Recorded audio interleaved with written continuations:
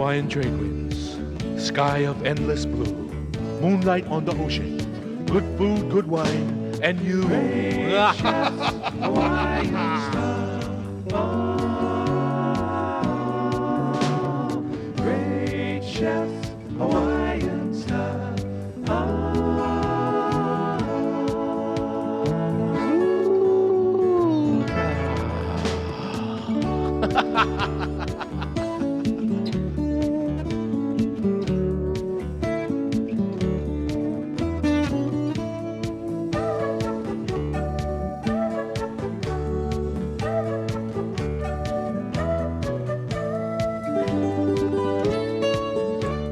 Aloha, and welcome to Great Chefs of Hawaii. Come join us for a taste of paradise as the island's finest chefs explore Pacific Rim cuisine. This time from Oahu, Gary Streel. From Hawaii, Amy Ferguson Ota. And from Maui, Kathleen Dalemans.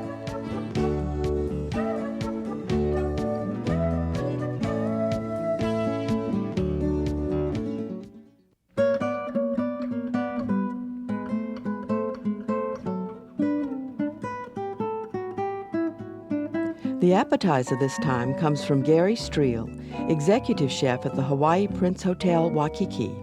After graduating from the CIA, he cooked in Hong Kong, Bangkok, and New York, working at, among others, Tavern on the Green. He offers Kalua Duck with Mango-Tomato Relish and chili pepper cream. We're going to season the duck legs. These are a Muscovy duck. Actually, it's the duck in Sonoma, which is used for the foie gras. The liver, so it's a very good sized leg. We are using the duck leg. I'm going to season it, a little bit of Hawaiian salt, pat it in there. And I'm going to sear the duck, very hot pan.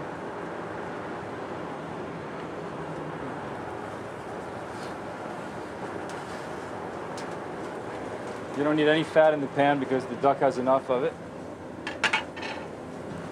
This procedure with the duck is similar to it's a confit duckling, which is a slow braised duck. The difference with the way I'm going to do it is I'm going to cook it in a stock, and I'm going to remove as much of the fat as possible, whereas the classical confit, you're actually cooking the duck in the fat and preserving it in the fat. So I'm going to get that started. While that browns off, I'm going to put together my mango relish. These are from Maui, these mangoes. Very nice and sweet. Fresh diced tomatoes. Maui onions.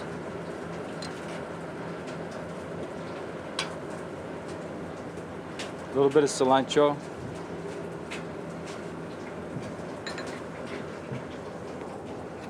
Touch of extra virgin olive oil.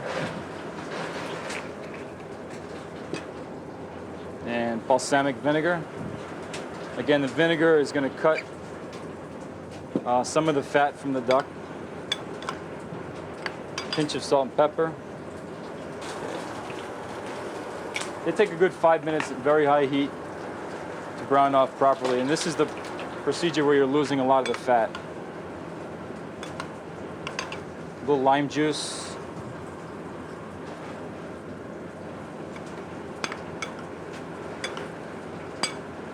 A little bit more tomato.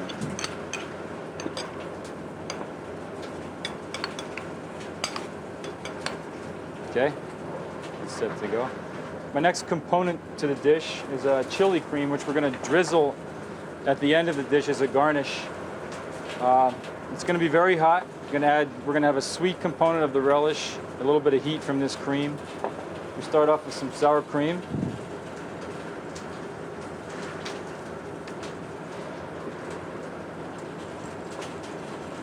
And this is chili pepper juice, the samba olek, which we've just drained, put a little juice because we don't want to have the seeds in there.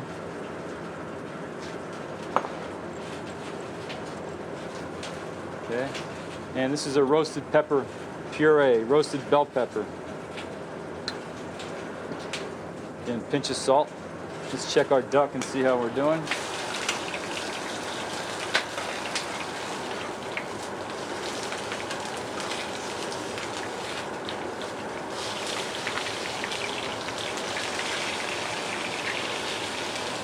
Okay, they're in good shape.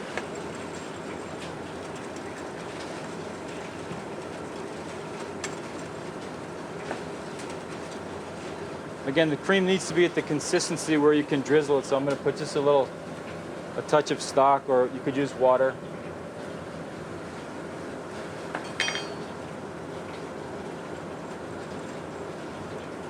This is going to add a nice color and a real strong accent to the dish.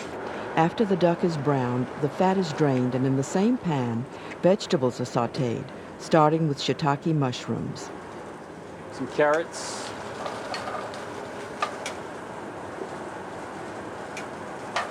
Green onion.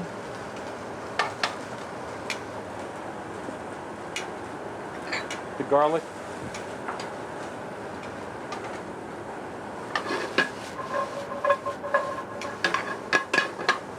Of course, the garlic, you want to put the other ingredients in first so that you don't burn it.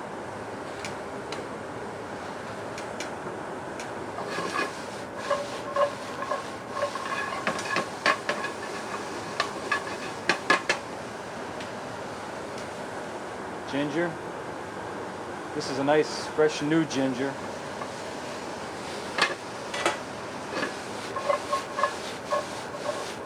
Almost a stir-fry temperature. Again, very hot pan. Very quick saute.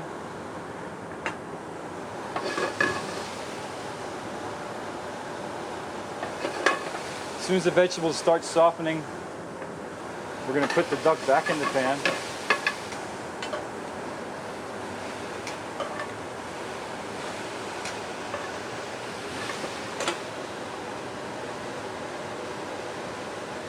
Okay. We have some hoisin sauce that we're going to coat the duck with.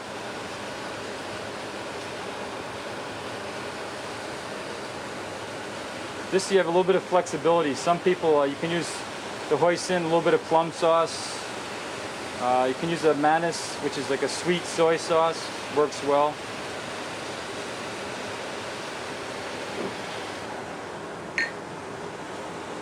This is a bean paste, hot bean paste.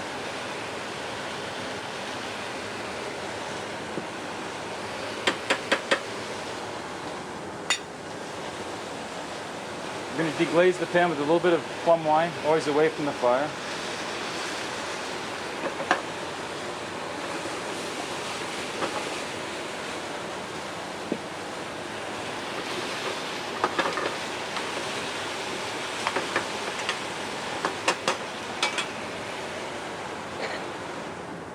Some star anise.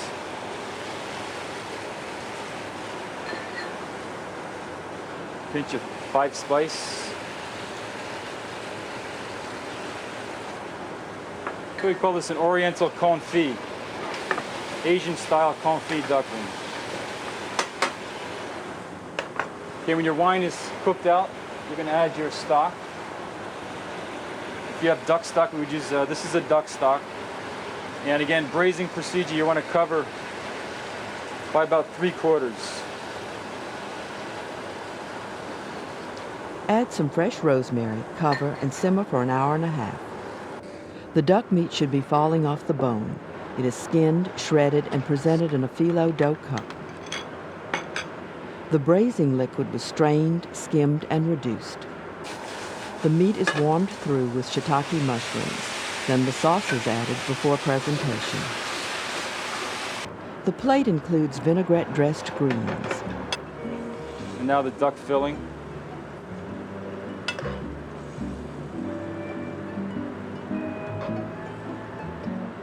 This could be served as an appetizer or an entree. Over a macadamia rice with some cabbage is a very nice entree, but today we're going to do it as an appetizer. Then our mango relish, we spoon over the duck.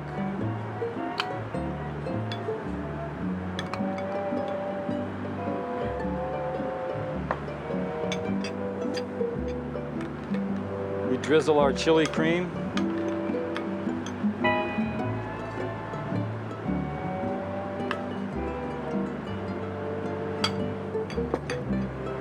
And we we finish with a little bit more of the sauce of the duck.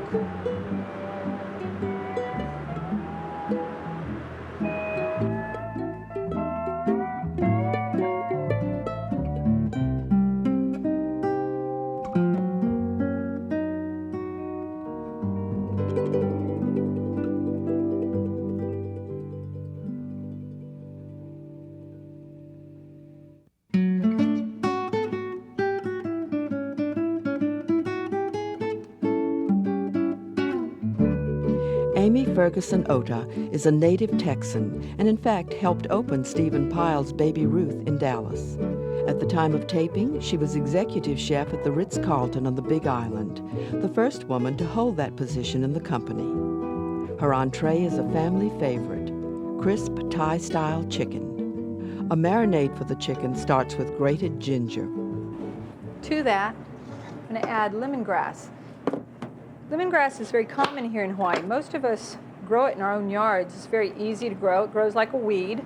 You start it off with a root, and before you know it, you have a large bush.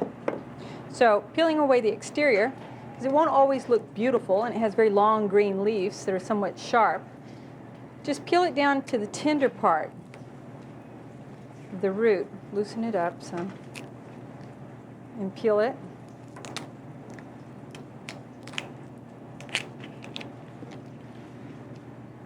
For those of you that have longer fingernails, you won't have much of a problem. So, cut it down. You see it can be very, very tough. You have to make certain that you don't get the hardest part of it. You want the tender part. You can still use this portion of the lemongrass to cook with rice and to infuse in broths. It's a wonderful flavoring. So just cut off the hard part. Then you're going to find yourself stripping through it with a sharp knife and hold it very stationary. Just score it. I found that is the easiest way to cut or to chop lemongrass. I don't like to throw it in a blender or a food processor because it makes it very, very stringy. Also, chopped garlic. And just roughly chopped. I'm going to add green onion, chopped cilantro. Love cilantro, lots of Chinese parsley, or cilantro as we called it in Texas. And then I have a mixture of the rice flour, very fine rice flour that you'll find a lot in Vietnamese cooking. And then a little bit of cornstarch. Adds to the crispiness. Egg whites. And then we have a little kosher salt. Here in Hawaii, we like to use Hawaiian salt. Use a little bit of kosher as well. And then tipperose, the fish sauce.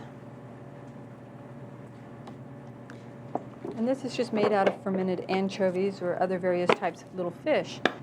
And all of this just gets mixed up, and the chicken is marinated in it, and it's allowed to sit overnight, so it's well seasoned.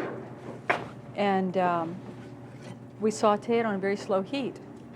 We're just going to slice it. That's the little supreme. I never recommend folding that under and trying to cook it thick because it makes such a thick piece of chicken. It takes a little longer to cook, and then you tend to dry out a portion of it. So, The breasts are sliced before presentation. and don't be alarmed if it tends to crack off a little bit. That's what happens. The chicken is served with rice noodles and fresh greens. Okay.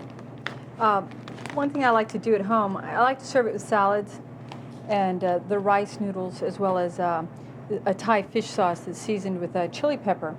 And it's just it's a very nice marinade that you can use on the noodles as well as on the lettuce. But one of my favorite ways of eating this dish is to use rice paper that you traditionally find either on Thai spring rolls that have been fried or in a Vietnamese restaurant. Just put a few pieces of the chicken in here, some of the noodles, rice noodles. These are called pho. They're Vietnamese rice noodles. There's so many varieties of noodles. You could use any kind of a rice vermicelli noodle. A little bit of a delicate lettuce, any herb that you like. I like mint and basil and cilantro. I like it all in the dish. And I just squeeze it And from time to time, I use cucumber and carrot in here as well. The key to making a successful summer roll is actually the texture of the rice paper. So these are starting to dry out a little bit, so I'm going to show you what happens when they do. Just moisten them up a little bit. Take another piece of chicken, and since I'm using smaller ones, I'm going to cut this lengthways. Some herbs, lettuce, noodles,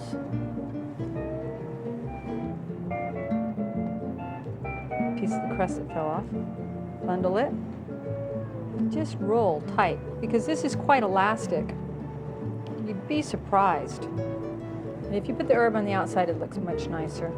This is basically how I would serve this dish at home and for my family, serving it with the Thai fish sauce.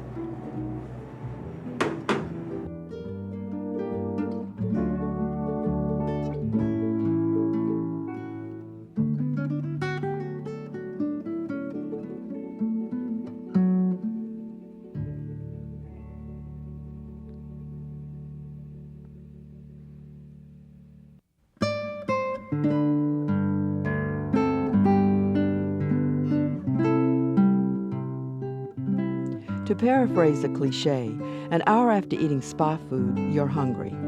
Not so with Kathleen Dalemans, who sort of specializes in cooking up low-fat spa creations. At the time of taping, she was at the Grand Wailea Resort on Maui. Here is a chocolate cake with the off-center addition of prunes. We're going to make a very low-fat chocolate cake right now.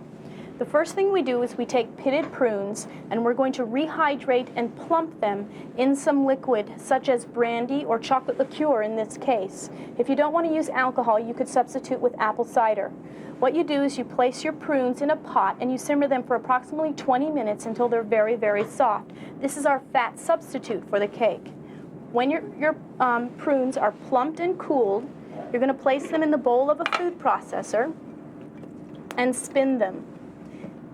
Be very careful that they're very hydrated, or you can burn out your motor very easily.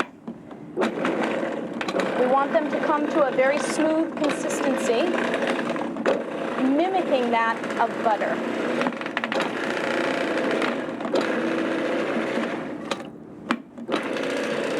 Once we get our prunes to a very smooth consistency, we're going to add the remaining wet ingredients: skim milk, granulated sugar, canola oil, vanilla, and a little bit of white vinegar.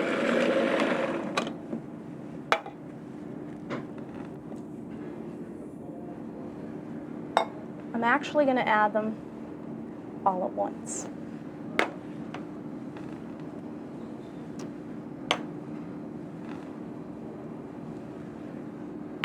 With the exception of the skim milk, which I'm going to gradually add.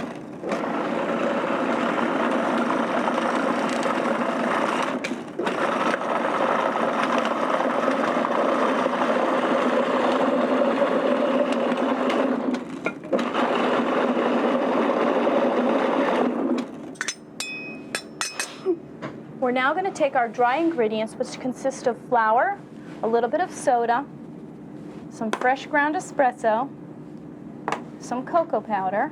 We're going to incorporate our dry ingredients together and add them to the wet. About a third at a time.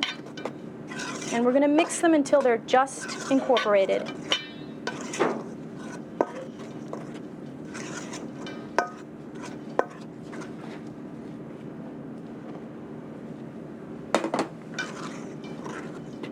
Once you've made your cake batter and all the ingredients are incorporated together, you're going to place your batter on a cookie sheet lined with parchment paper. You're going to bake this cake recipe at 350 degrees for 30 to 40 minutes until a toothpick comes out clean. Your batter is going to be a little bit thick, but don't be alarmed.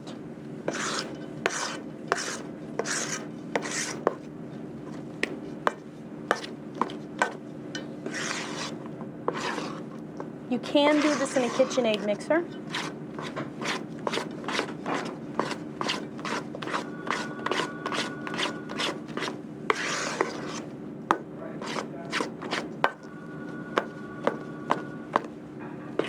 trick would be to sift your cocoa powder before you add it to the batter, and you won't have to mix it as much as I am today. This is the finished cake.